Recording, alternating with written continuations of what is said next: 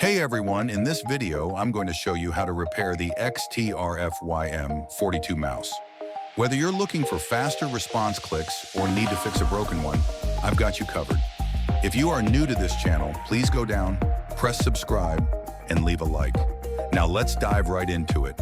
Here's my mouse, which unfortunately broke down on me, obviously because I'm a hardcore PC gamer like you. Now I'll show you how to repair it. You'll need a screwdriver for the screws. Mine is a bit too big, but it works. Just be careful not to round the screws, or you won't be able to screw them in or out. First, take off the back of the mouse as shown here, and carefully remove the two gliding pads. You don't want to ruin them. As you can see, there are 4 screws.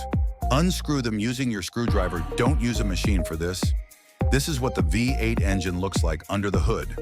Carefully remove the cable connected here. Hold the white plastic while loosening it and avoid holding the cable and pulling. The right mouse button is the one that stopped working.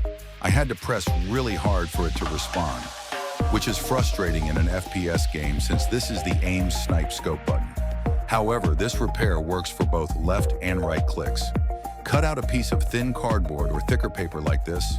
That's what you need to fix this mouse. Place it under the board as shown in the picture with green arrows. Make sure not to cover the screw holes, otherwise you won't be able to reassemble the mouse. Now it's time to put everything back together. Don't forget to reconnect this cable. Close it up and carefully screw back in the screws. Finally, close down the hood. Congratulations! You just saved some money by repairing your mouse or simply made the mouse response faster. The mouse should also feel sturdier now as well. If you found this video useful, please scroll down and leave a like. Thank you for watching.